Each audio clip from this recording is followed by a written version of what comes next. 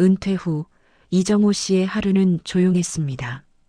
매일 체중계를 밟고 숫자를 확인하는 것이 유일한 습관이었죠. 몸무게만 정상이라면 건강한 거야. 그는 늘 그렇게 스스로를 안심시켰습니다. 그러던 어느 날 오랜 친구가 암 진단을 받습니다. 말랐지만 배만 나온 체형이었죠. 정호 씨는 믿기지 않았습니다. 같은 나이, 비슷한 생활 습관인데 왜 그에게만 이런 일이 생겼을까? 병원 포스터의 문구가 눈에 들어왔습니다. 남성 허리둘레 90cm 이상, 암위험군. 그날 밤 줄자를 꺼내든 그의 손끝이 떨렸습니다. 숫자는 91cm. 체중은 정상이었지만 허리둘레는 위험 신호였습니다. 이 작은 숫자 하나가 그의 인생을 뒤흔들 줄은 그때는 몰랐습니다. 그는 결심합니다. 허리를 줄이면 인생도 달라질까? 그의 변화는 그렇게 시작되었습니다. 하지만 그 결심이 어디까지 이어질지는 아직 아무도 모릅니다. 그의 선택은 어떻게 됐을까요? 이정호 씨는 새벽 알람보다 먼저 눈을 떴습니다. 습관처럼 침대 옆 체중계를 꺼내 발을 올렸습니다. 65kg. 숫자는 어제와 같습니다. 그는 미소를 지으며 체중을 메모지에 적고 식탁 위로 향했습니다. 주전자에서 김이 오르고 거실 창문에는 옅은 아침 햇살이 비쳤습니다. 그의 하루는 늘 같았습니다. 규칙적이지만 특별할 건 없는 하루였습니다. 아내 미정 씨는 커피를 내리며 남편을 바라봤습니다. 여보, 오늘은 운동 좀 하세요. 요즘 허리가 더 나오셨네요. 정호 씨는 손사래를 치며 웃었습니다. 괜찮아. 체중은 늘 정상이지 않나? 그의 말투엔 자신감이 묻어 있었습니다. 하지만 미정 씨는 그 말이 늘 불안했습니다. 정호 씨는 퇴직 후에도 꼼꼼했습니다. 매일 체중을 재고 혈압을 체크하고 아침엔 신문을 읽습니다. 다만 운동은 늘 내일로 미뤘습니다. 그는 뉴스 속 젊은 의사들의 건강 조언을 흘려듣고 드라마로 채널을 돌렸습니다. 미정 씨는 식탁 위에 작은 쪽지를 남겼습니다. 오늘 점심 성규 씨 만나는 날이죠? 간식 너무 드시지 말아요. 점심시간 정호 씨는 오랜 친구 박성규를 만나러 외출했습니다. 옷장 앞에서 셔츠를 고르던 그는 잠시 거울 앞에 섰습니다. 복부가 예전보다 조금 더 불룩해진 걸 느꼈지만 대수롭지 않게 넘겼습니다. 나이 들면 다 이런 거지. 스스로 중얼거렸습니다. 그의 허리띠는 어느새 한 칸 더 늘어나 있었습니다. 식당에는 중년 남성들이 삼삼오오 모여 있었습니다. 정호 씨는 먼저 도착해 자리를 잡고 친구를 기다렸습니다. 잠시 후 들어온 성규 씨의 얼굴은 창백했고 어깨가 약간 구부러져 있었습니다. 정호 씨는 농담을 던지려다 멈칫했습니다. 친구의 눈 밑에 깊은 그늘이 드리워져 있었기 때문입니다. 식사가 시작되자 성규 씨는 밥을 거의 먹지 않았습니다. 요즘 좀 피곤해. 병원에서 검사 받으라네. 정호 씨는 젓가락을 멈추고 친구를 바라봤습니다. 에이, 그냥 피로 누적이지. 넌 워낙 마르잖아. 성규 씨는 웃지 않았습니다. 그의 말은 가볍게 들렸지만 묘한 불안이 공기 속에 퍼졌습니다. 식사를 마친 두 사람은 짧게 인사를 나누고 헤어졌습니다. 집으로 돌아오는 길 정호 씨는 발걸음이 무거웠습니다. 햇빛이 따뜻했지만 마음 한켠이 이상하게 서늘했습니다. 문득 오늘 아침 미정 씨의 말이 떠올랐습니다. 허리가 더 나오셨네요. 그는 자신도 모르게 코트를 여며 허리를 가렸습니다. 그날 밤 정호 씨는 체중계를 다시 꺼냈습니다. 숫자는 여전히 65kg을 가리키고 있었습니다. 하지만 허리띠 구멍은 분명히 한 칸 더 멀어져 있었습니다. 체중계에 비친 자신의 발끝을 바라보던 그는 잠시 멈춰 섰습니다. 그 작은 변화가 앞으로의 인생을 바꿀 시작이 될 거라는 건 아직 몰랐습니다. 일주일 뒤 이정호 씨는 박성규 씨의 연락을 받고 병원으로 향했습니다. 대형 종합병원 3층 복도에는 환자와 보호자들이 섞여 조용한 긴장감이 흐르고 있었습니다. 엘리베이터 문이 열리자 비닐 슬리퍼를 신은 노인들이 검진표를 손에 쥔 채 줄을 서 있었습니다. 정호 씨는 그런 풍경 속을 지나며 친구가 있는 병실 번호를 확인했습니다. 성규 씨는 보호자 대기실 구석 의자에 앉아 있었습니다. 창백한 얼굴에 피곤이 짙게 배어 있었고 손에는 진단서가 쥐어져 있었습니다. 정호 씨는 자리로 다가가 인사를 건넸지만 성규 씨의 시선은 바닥에 머물렀습니다. 잠시의 침묵 끝에 그는 낮고 힘없는 목소리로 말했다. 암이라네. 생각도 못했어. 정호 씨는 그 말을 제대로 이해하지 못한 듯 멍하니 친구를 바라봤습니다. 병실 문이 열리며 의사가 들어왔습니다. 박성규 씨, 복부 CT 결과입니다. 의사는 차분한 어조로 복부 지방과 장기 주변의 변화를 설명했습니다. 말의 대부분은 전문 용어였지만 복부 비만이 주요 원인으로 보입니다라는 문장만은 또렷하게 들렸습니다. 정호 씨는 순간 자신의 허리를 감싼 벨트를 의식했습니다. 몸무게는 비슷했지만 벨트 구멍은 확실히 늘어나 있었습니다. 퇴실 준비를 돕던 간호사가 말했습니다. 요즘은 체중보다 허리둘레가 더 중요해요. 정상이더라도 복부 지방이 많으면 위험합니다. 정호 씨는 말없이 고개를 끄덕였지만 그 말이 머릿속을 맴돌았습니다. 그는 친구의 손을 잡고 짧게 위로의 말을 건넸습니다. 성규 씨는 웃지도 않고 괜찮다는 말만 되풀이했습니다. 병실을 나서던 길 정호 씨는 복도 벽면의 건강 포스터를 스쳐보았습니다. 남성 허리둘레 90cm 이상은 고위험군입니다. 굵은 글자가 눈에 박혔습니다. 그는 로비 근처 기념품점에 들러줄자 하나를 샀습니다. 작은 물건이지만 묘하게 손끝이 떨렸습니다. 집에 돌아오자마자 그는 욕실 거울 앞에 섰습니다. 셔츠 단추를 풀고 허리에 줄자를 감았습니다. 91cm. 예상보다 큰 숫자였습니다. 그는 줄자를 천천히 풀며 잠시 멈춰 섰습니다. 체중은 정상인데 왜 허리가 이럴까 의문이 머리를 스쳤습니다. 그날 밤 그는 식탁 위에 놓인 체중계를 바라보았습니다. 늘 의지해온 그 숫자가 더 이상 안전지대가 아닐지도 모른다는 생각이 들었습니다.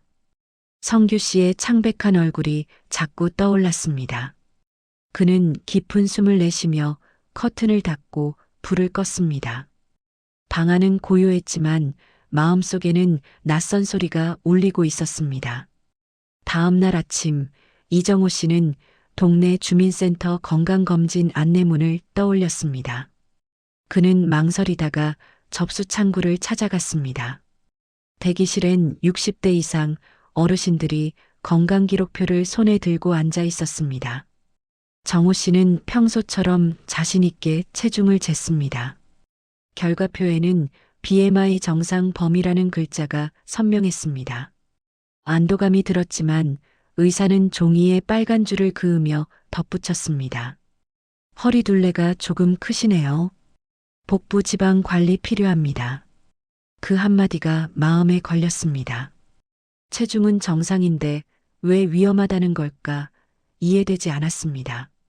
그는 결과표를 접어 주머니에 넣고 병원을 나왔습니다. 집으로 돌아온 그는 컴퓨터 앞에 앉았습니다. 검색창에 놓인 허리둘레 암위험을 입력했습니다. 가장 먼저 뜬 기사 제목이 눈에 들어왔습니다. 65세 이후 체중보다 허리둘레가 암위험을 말한다. 그는 마우스를 멈춘 채 기사를 끝까지 읽었습니다. BMI가 높아도 암 위험은 낮았고 허리둘레가 클수록 암 발생이 증가했다. 문장 하나하나가 머릿속을 찔렀습니다. 연구 대상은 65세 이상 한국인 24만 명, 조사 기간 11년. 자신의 나이, 자신의 체형, 자신의 생활 습관이 그 안에 그대로 들어 있었습니다. 정호 씨는 한동안 화면을 멍하니 바라봤습니다. 그날 저녁 식탁 위에는 평소보다 간소한 반찬이 올랐습니다. 아내 미정 씨가 의아하다는 듯 물었습니다. 왜 고기 안 샀어요? 오늘은 삼겹살 먹는 날이잖아요. 정호 씨는 고개를 저으며 대답했습니다. 그냥 좀 줄이려고. 허리둘레가 신호를 주는 것 같아요. 그는 말끝을 흐리며 허리띠를 만졌습니다. 밥을 먹으며 TV를 보는데 건강 프로그램 자막이 흘렀습니다. 노년기 복부 비만, 암 위험 1.5배. 정호 씨는 젓가락을 멈췄습니다. 그 순간 체중계 숫자가 떠오르지 않았습니다. 오직 허리둘레 4글자만 선명했습니다. 밤이 깊어지자 그는 줄자를 꺼내 다시 허리를 재봤습니다. 어제보다 수치가 줄어들 리 없었습니다. 91cm 그대로였습니다. 줄자를 손에 쥔 채 정호 씨는 숨을 길게 내쉬었습니다. 이게 정말 위험의 시작일까? 그는 잠시 창문을 열고 밤 공기를 들이마셨습니다. 어둠 속에서 들려오는 자동차 소리가 이상하게 멀게 느껴졌습니다. 그의 눈빛에는 낯선 두려움이 비쳤습니다.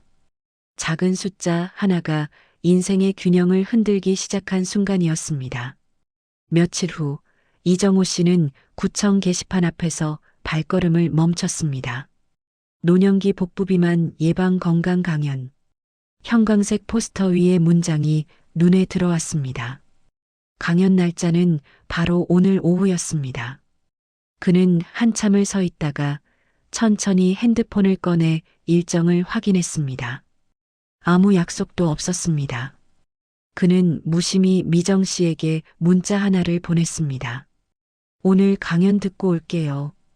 짧은 문장이었지만 그 안에는 묘한 결심이 담겨 있었습니다. 낯선 공간으로 발걸음을 옮기는 일이 그에겐 작은 도전이었습니다. 보건소 강당은 생각보다 많은 사람들로 붐볐습니다. 의자에는 주름진 얼굴의 어르신들이 조용히 앉아 있었습니다. 앞쪽 스크린에는 체중보다 허리둘레가 말해주는 진실이라는 제목이 떠 있었습니다. 잠시 후 장수연 교수라는 여성이 단상 위로 올라섰습니다. 그녀는 차분한 목소리로 노년기 건강 데이터를 보여주기 시작했습니다. 허리둘레가 5cm 늘어나면 암 위험이 약 20% 증가합니다. 청중의 표정이 굳어졌습니다. 정호 씨도 무의식적으로 자신의 허리를 감쌌습니다. 스크린 속 그래프는 선명하게 상승선을 그렸습니다. 그 순간 그는 숫자가 단순한 수치가 아님을 실감했습니다. 강연이 끝나자 무료 체성분 검사 안내가 나왔습니다. 정호 씨는 줄 끝에 조용히 섰습니다. 검사실 안에서 체중, 근육량, 지방량을 측정하는 기계음이 울렸습니다. 화면에 복부 지방 과다, 근육량 저하라는 문구가 나타났습니다. 간호사는 친절하게 결과표를 건네며 조언했습니다. 지금이라도 늦지 않아요. 하루 30분 걷기부터 시작하세요. 정호 씨는 고개를 끄덕이며 결과표를 조심스레 접었습니다. 손끝이 약간 떨렸습니다. 그는 문을 나서며 잠시 뒤돌아보았습니다. 강당 안에서 다른 노인들이 순서를 기다리고 있었습니다. 집으로 돌아오는 길, 정호 씨는 습관처럼 편의점 앞을 지났습니다. 문득 냉장고 속 탄산음료가 떠올랐습니다. 그는 들어가서 생수 한 병만 샀습니다. 집에 도착하자마자 냉장고 문을 열었습니다. 탄산음료 병들을 꺼내 쓰레기 봉투에 넣었습니다. 미정 씨가 놀란 눈으로 바라봤습니다. 무슨 일 있어요? 정호 씨는 미소를 지으며 말했습니다. 그냥 오늘은 물이 더 당기네요. 그의 목소리엔 평소엔 없던 단단함이 담겨 있었습니다. 다음 날 새벽 알람이 울리기도 전에 이정호 씨는 눈을 떴습니다. 습관적으로 체중계를 바라보다가 오늘만큼은 그대로 두었습니다. 그는 옷장을 열고 운동화를 꺼냈습니다. 오랜만에 신는 신발은 먼지가 쌓여 있었습니다. 창문 밖은 아직 어둑했고 공원길엔 가로등 불빛이 희미하게 남아 있었습니다. 그는 모자를 눌러 쓰고 조용히 문을 나섰습니다. 새벽 공기가 차가웠습니다. 첫걸음을 내딛자 허리가 묵직하게 당겼지만 그는 멈추지 않았습니다. 몇 걸음마다 숨이 가빠졌고 발끝이 무거웠습니다. 그래도 그는 천천히 아주 느리게 걷기 시작했습니다. 공원에는 이미 몇몇 노인들이 운동을 하고 있었습니다. 누군가는 팔을 흔들며 걷고 누군가는 벤치에서 스트레칭을 하고 있었습니다. 정호 씨는 그들 사이에서 묵묵히 걸음을 이어갔습니다.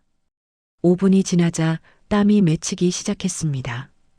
그는 자신도 모르게 허리띠를 느슨하게 풀었습니다. 한 바퀴를 돌고 나자 다리가 후들거렸습니다. 벤치에 앉아 숨을 고르며 손수건으로 얼굴을 닦았습니다. 숨결 속에 섞인 냉기와 피로가 오랜만에 살아있는 기분을 주었습니다. 멀리서 태양이 떠오르며 공원의 색이 바뀌었습니다. 그는 해를 바라보며 작게 중얼거렸습니다. 괜찮아.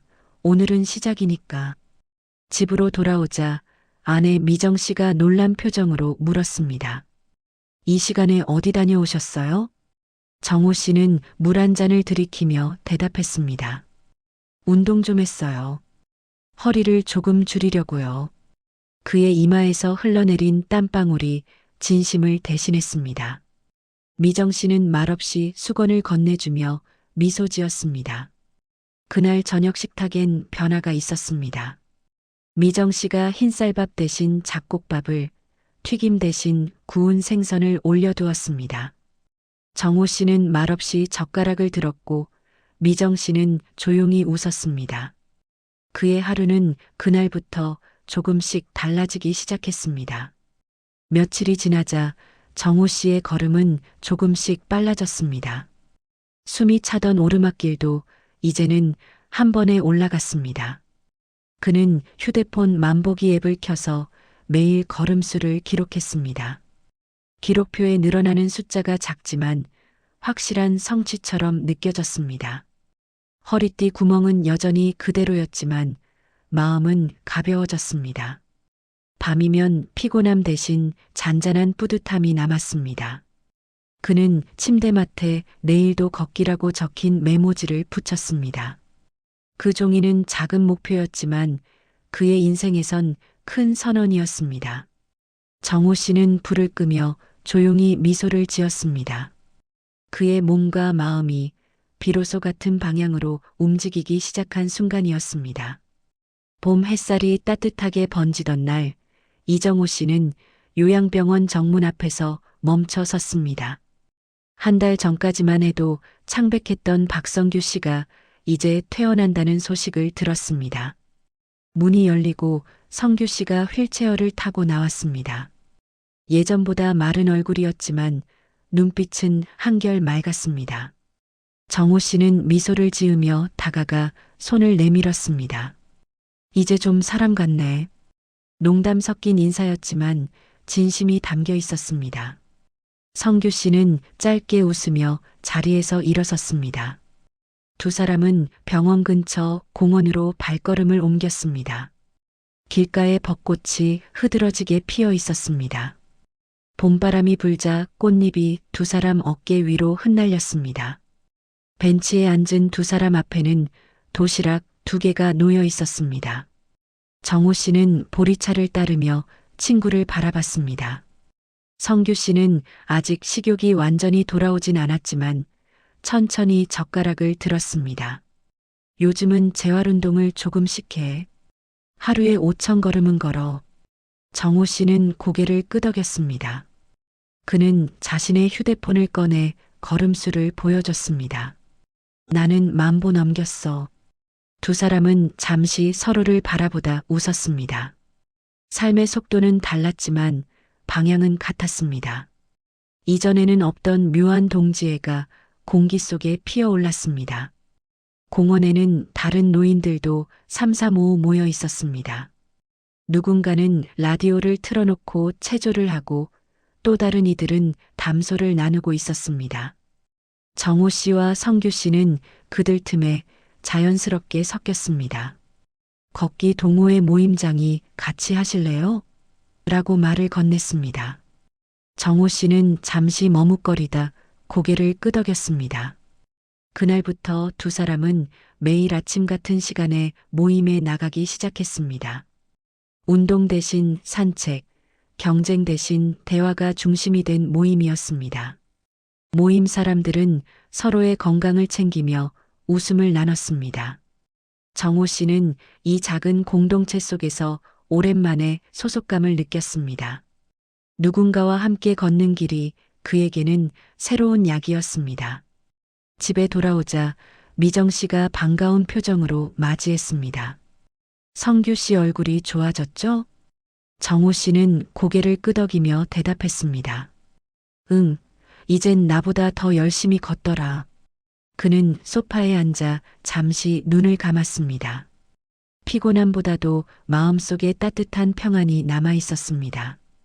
창문 너머로 해가 지고 공원의 벚꽃잎이 바람에 흩날렸습니다. 그의 삶은 이제 더 이상 혼자가 아니었습니다. 허리둘레의 숫자는 줄었지만 마음의 폭은 넓어졌습니다. 그는 조용히 미소 지으며 하루를 마무리했습니다. 초여름이 다가오면서 공원의 녹음이 짙어졌습니다.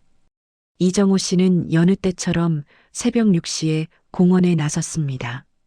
이젠 운동화 끈을 묶는 손이 익숙했고 걸음도 가벼웠습니다. 박성규 씨를 포함한 걷기 모임 사람들 10댓 명이 모여 있었습니다. 오늘은 조금 더 길게 걸어볼까요?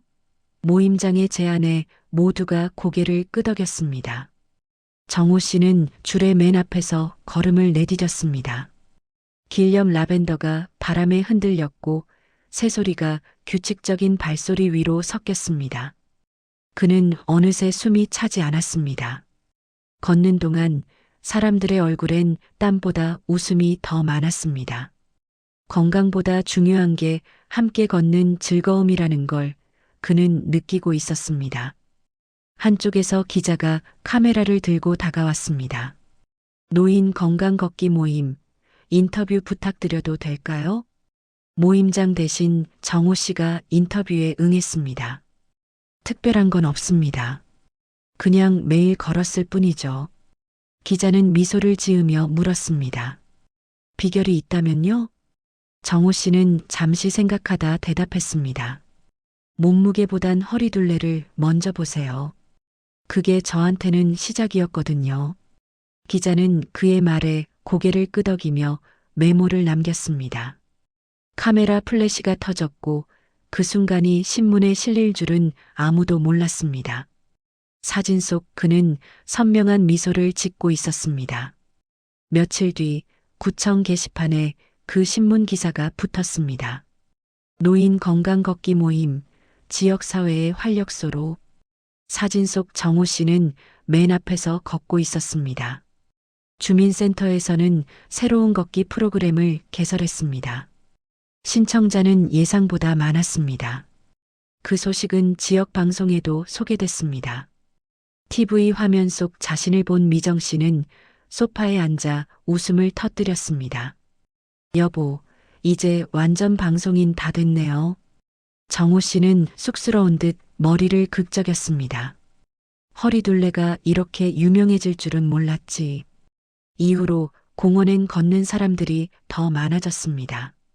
아침이면 공원 입구가 붐볐고 사람들의 인사소리가 끊이지 않았습니다. 좋은 아침이에요. 라는 말이 자연스럽게 오갔습니다. 걷기 모임은 단순한 운동을 넘어 서로의 하루를 지탱하는 시간이 되었습니다. 누군가는 건강을 회복했고 누군가는 친구를 얻었습니다. 정호 씨는 자신이 만들어낸 변화의 중심에 서 있다는 걸 느꼈습니다.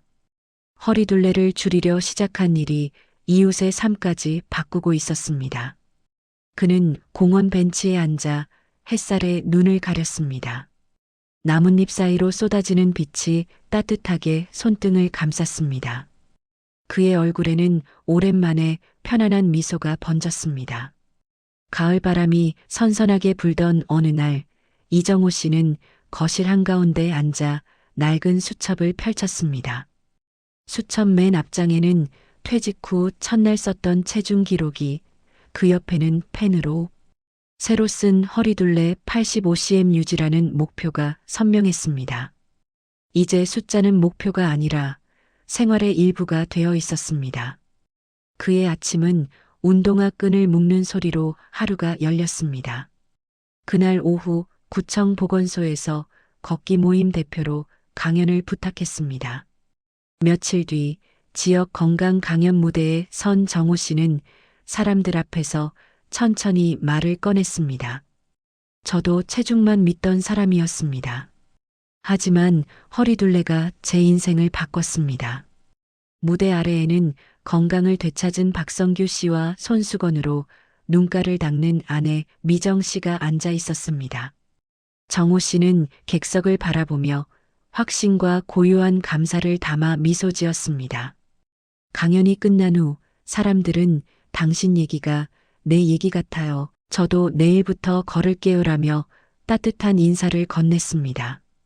밖으로 나오니 해가 기울고 하늘은 부드러운 분홍빛으로 물들고 있었습니다. 벤치에 앉아 숨을 고르던 그는 하늘을 올려다봤습니다. 허리띠는 예전보다 한 칸 더 조여졌지만 마음은 훨씬 넓어져 있었습니다. 정호 씨는 하늘을 향해 조용히 중얼거렸습니다. 이제는 숫자가 아니라 내가 나를 지키는 삶이네요. 그날 밤 집으로 돌아온 그는 지역 뉴스에 짧게 소개되는 자신의 강연 영상을 보며 미소 지었습니다. 리모컨을 내려놓고 창문을 연 그는 마음속으로 조용히 덧붙였습니다. 걸음 하나가 삶을 바꿀 수 있습니다. 이 이야기가 마음에 닿았다면 구독, 좋아요, 공유로 함께 걸어요.